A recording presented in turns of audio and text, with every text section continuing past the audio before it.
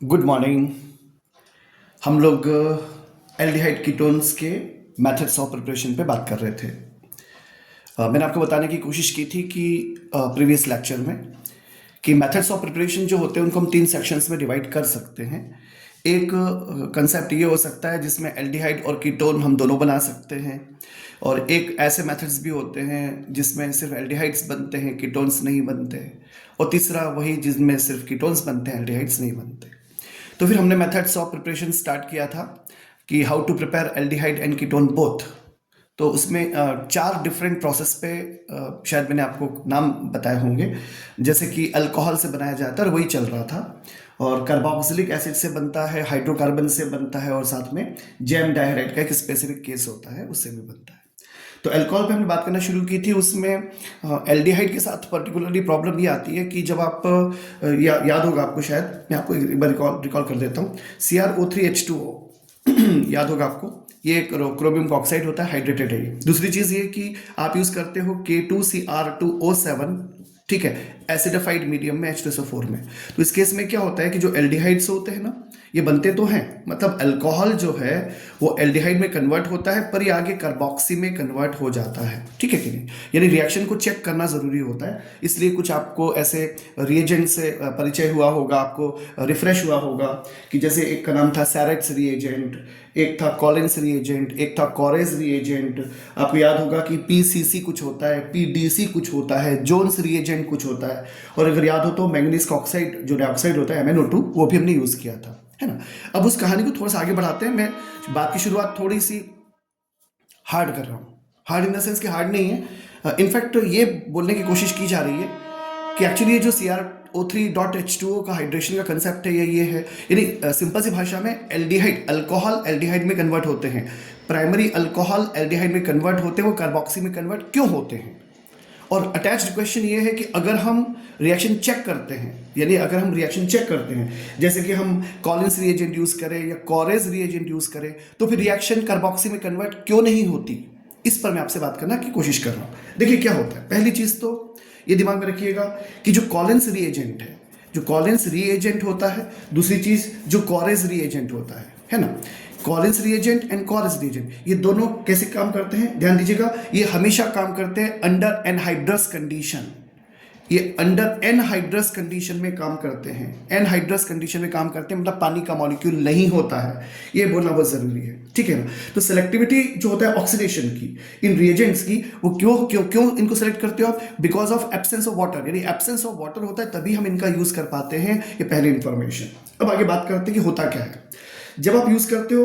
देखो K2Cr2O7 H2SO4 में ये जो पानी की प्रेजेंस होती है, तो ये पानी की प्रेजेंस क्या करती है, हाइड्रेटेड बनाती है। देखिए कैसे, लेट मी टेल यू। ये R हो गया, ये C हो गया, ये O हो गया, ये H हो गया, ठीक है, ये एल्डिहाइड है और पानी की प्रेजेंस होती है। तो क्या हो जाता है, जब मतलब अल्कोहल से एल्डिहाइड बन चुका, अब एल्डिहाइड की मुलाकात होती है पानी से, तो कंसेप्ट क्या बनता है, R हो गया, C हो गया, ये हो गया OH, ये हो गया OH, ये हो जाएगा H। ये क्या चीज है, ये एल्डिहाइड का हाइड्रेट, इसको कहते हैं एल्डिहाइड का हाइड्रेट। अब आगे देखिएगा, ये जो दिख रहा है आपको एल्डिहाइड का हाइड्रेट, ये मैं दोबारा लिखता हूं उसको यहाँ पे RCOH OH और H। ध्यान से देखिएगा, एक रिवर्सिबल प्रोसेस यहाँ पे प्रपोज्ड होती है, और यहाँ पे मैं लिख रहा हूँ H2CrO4। पहचाना आपने इसको, अरे भाई कुछ नहीं है, ये है CrO3.H2O। ये क्या है, CrO3.H2O लिखा हुआ है, इसको ऐसे लिख दिया, और ये रिवर्सिबल प्रोसेस शो की गई। यहाँ बनेगा HC, ये हो जाएगा OH एज इट इज, यहाँ पे लिख दीजिए एक H, यहाँ पे लिखिए O, यहाँ लिखिए CrO2OH, ठीक है, CrO2OH, O हो गया, ऐसे लग गया, ठीक है। अब क्या होता है, देखो ध्यान से, H2O जो है ये डॉट डॉट, ये अटैक करता है यहाँ पर, ये जो दिख रहा है आपको, इसे कहा जाता है क्रोमेट एस्टर, इसे कहा जाता है क्रोमेट एस्टर, इसे कहा जाता है क्रोमेट एस्टर।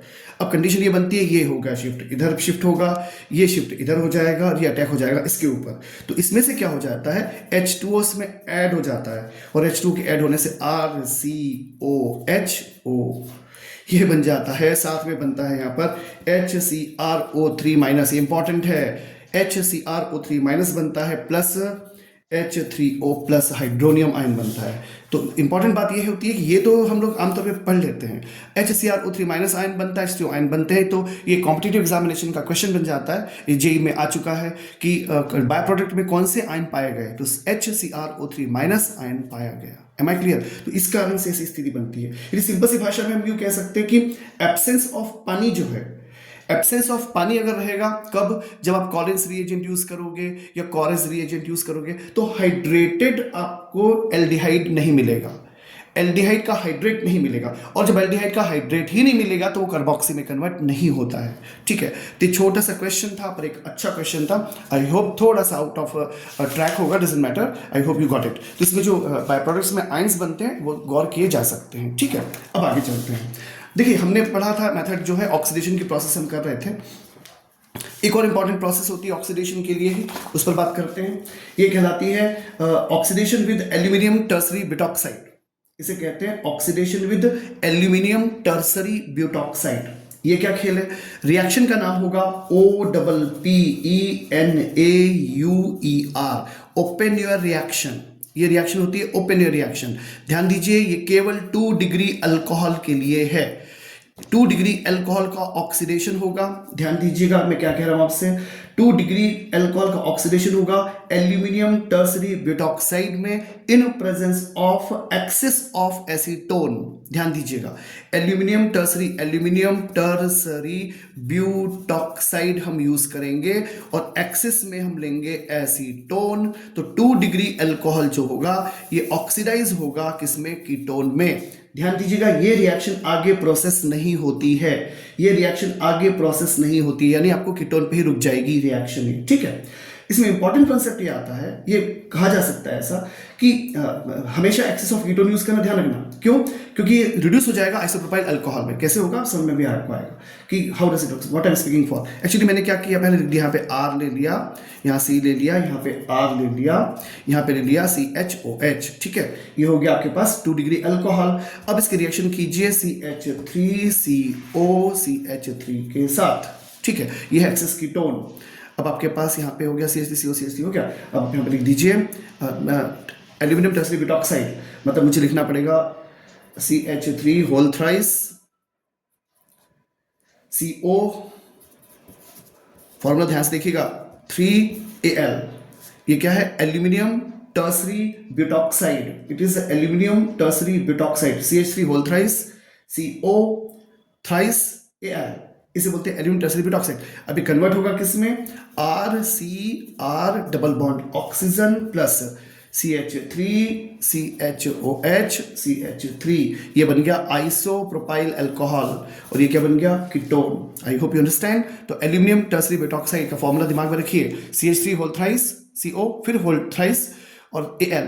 CH3 पे थ्राइस है और ध्यान दीजिए कंपोजिट फॉर्मेट आएगा, उसमें भी थ्राइस आएगा एल्यूमिनियम के साथ, Al है ना, इसलिए। खैर, ये प्रोसेस होती है। ध्यान दीजिए, इस रिएक्शन को कहते हैं ओपेनियर रिएक्शन।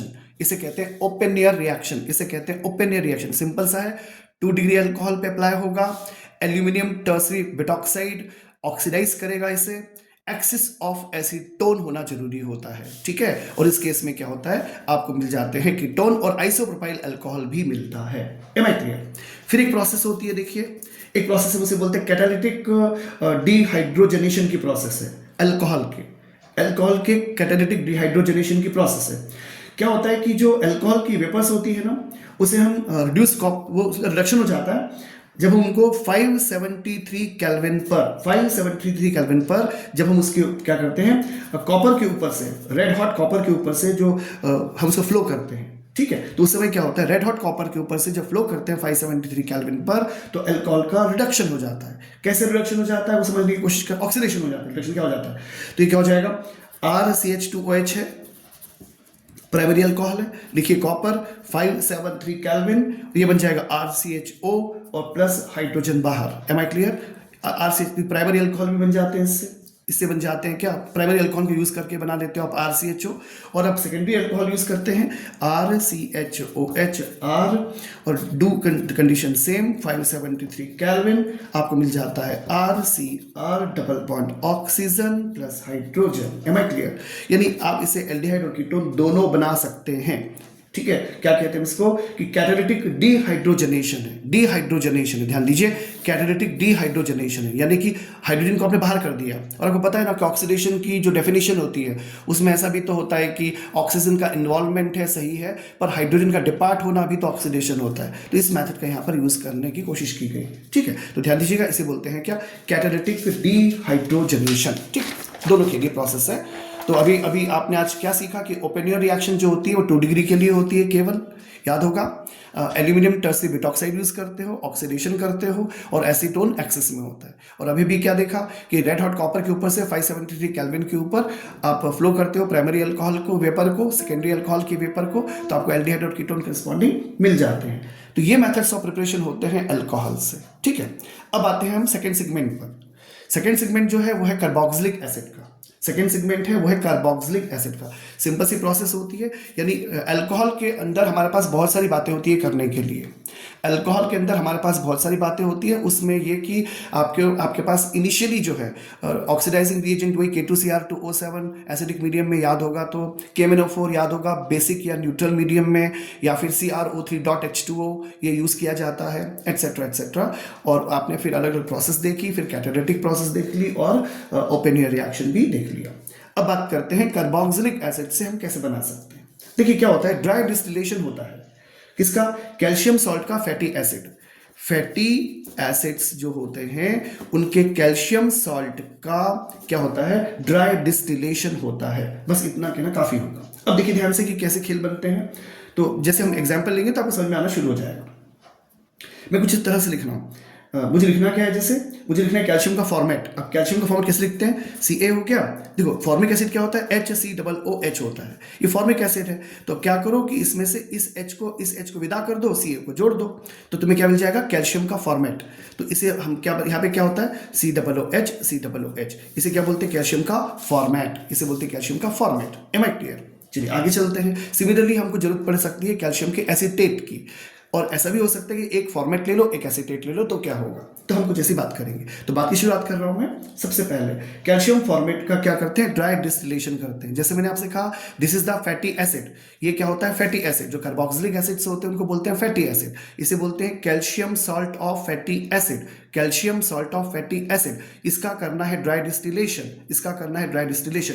देखिए क्या होता है, अब इसे मैंने ऐसे लिखा कि इसे जब लिख रहा हूं HCO और O, ठीक है, फिर यहां लिखा मैंने कैल्शियम, और यहां लिख दिया मैंने HCOO। देखो वही लिखा हुआ है COOH, तो COOH लिखा है, पर लिखने का सलीका थोड़ा चेंज किया।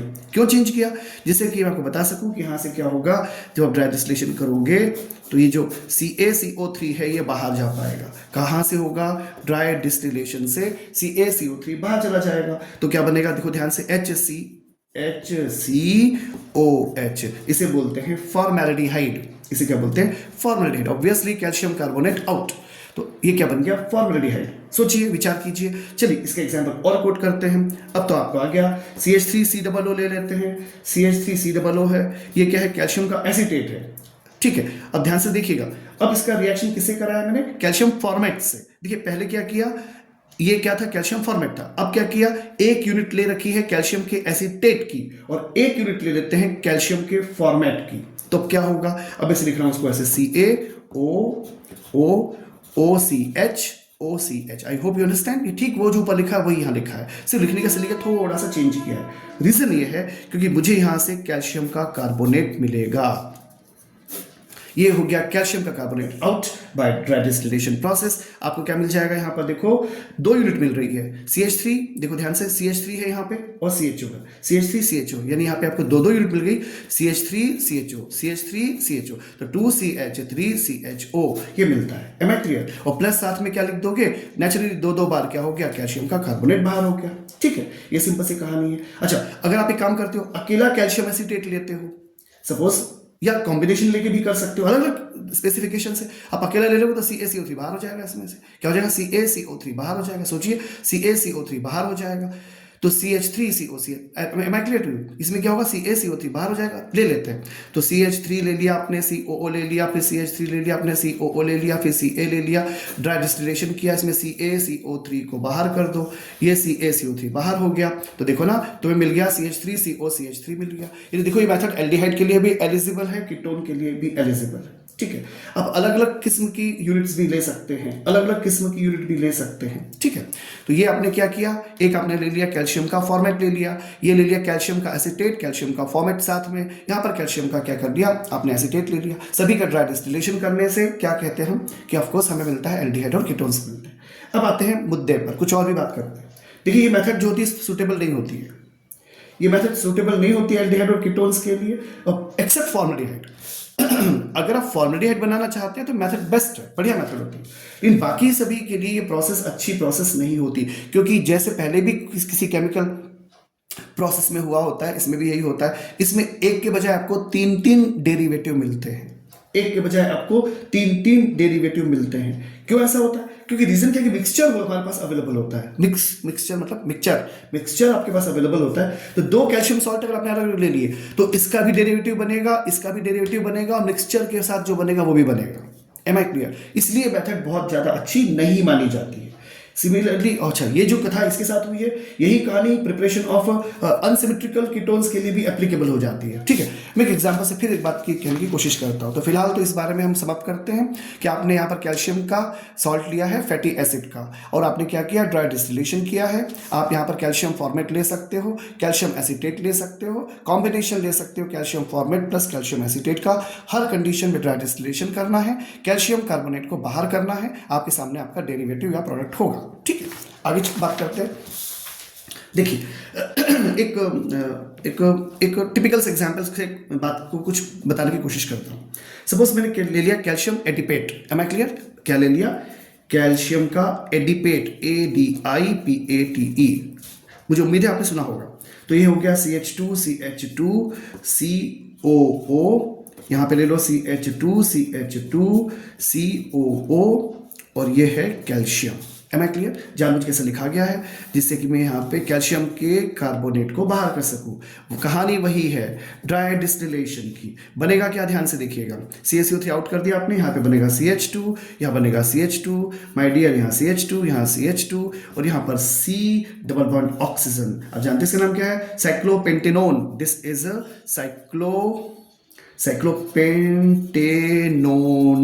साइक्लोपेंटेनोन, और ऑब्वियसली कैल्शियम कार्बोनेट तो बाहर है ही, तो अल्टीमेटली क्या बन गया? साइक्लोपेंटेनॉन बन गया। ये इसे क्या, इसे it is one of the good method, it is one of the good method, ठीक है। यानी साइक्लिक कंपाउंड बनाया जा सकता है। कहने का मतलब क्या है इससे, कि preparation of 5 and 6 membered cyclic ketones के लिए हम इसका यूज कर सकते हैं। तो suppose somebody is likely to put the question before you कि whether you are finding yourself eligible to simply making cyclic compounds by using the same process, obviously, definitely। तो कैल्शियम एडिपेट का एक एग्जांपल है, और 5 और 6 मेंबर रिंग बनाई जा सकती है। इसकी एक अच्छा बेटरमेंट है, इसका एक अच्छा सा बेटरमेंट है। Am I clear? और बात करते हैं। तो फैटी एसिड का एक मेथड और होता है, उसको भी कर लेते हैं, और फिर आज के लेक्चर में समाप्त करते हैं। देखो क्या होता है, ये जो फैटी एसिड की वेपर होती है ना, ये मैग्नीशियम नहीं, मैग्नीज के डाइऑक्साइड के ऊपर फ्लो कर दो 573 केल्विन पर, MnO2 के ऊपर से फ्लो कर दो 573 केल्विन पर। किसको फ्लो करना है? वेपर्स करना है फ्लो, किसकी? फैटी एसिड की।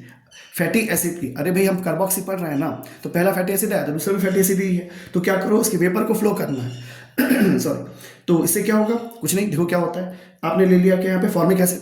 क्या ले लिया? फॉर्मिक एसिड की 2 मॉलिक्यूल। फॉर्मिक एसिड मतलब HCOOH, एसिड किसी 2 मॉलिक्यूल ले लो, HCOOH, ठीक है, और इसे फ्लो कर दो किसके ऊपर से? MnO2 573 kelvin. ऑब्वियसली क्या होगा, यहाँ पर ध्यान से देखिएगा कि यहाँ से HCO में कैसे लिखूं? H और COH, HCOH, ये बाहर, ठीक है। और यहाँ पे क्या दिख रहा है? CO2 और H2O। क्या दिख रहा है बाहर? ये दिख रहा है CO2, H, मैंने यहाँ पे क्या बनाया? HCHO प्लस क्या हो गया? CO2, और क्या हो गया? HOH plus CO2 plus H2O। Am I clear? चलिए और बात करते हैं। सपोज एक और यूनिट ले लेते हैं, CH3COOH। ये क्या चीज है? एसिड। ये क्या हो गया? Acidic acid. अब एक और ले लेते हैं, फॉर्मिक एसिड। अब ले लेते हैं फॉर्मिक एसिड। तो फॉर्मिक एसिड ले लेते हैं, तो क्या करते हैं HCOOH, ठीक है। फिर से देखना, इस बार क्या CH3CO और ये इधर से H, बाकी को बाहर करो तो ये CO2 और H2 फिर से बाहर हो गया। इस बार क्या हो जाएगा CH3CHO बन जाएगा, कार्बन डाइऑक्साइड बाहर, H2O बाहर। Am I clear? यानी क्या किया आपने, पहले लिया फॉर्मिक एसिड की 2 मॉलिक्यूल, फिर क्या किया एसिटिक एसिड लिया और फॉर्मिक एसिड का कॉम्बिनेशन लिया। चलो अब ले लेते हैं क्या एसिटिक एसिड की 2 मॉलिक्यूल, एसिटिक एसिड की 2 मॉलिक्यूल ले लेते हैं। तो क्या होगा, अगर आप एसिटिक एसिड की 2 मॉलिक्यूल्स ले लेते हो CH3COOH और ले लेते हो CH3, तो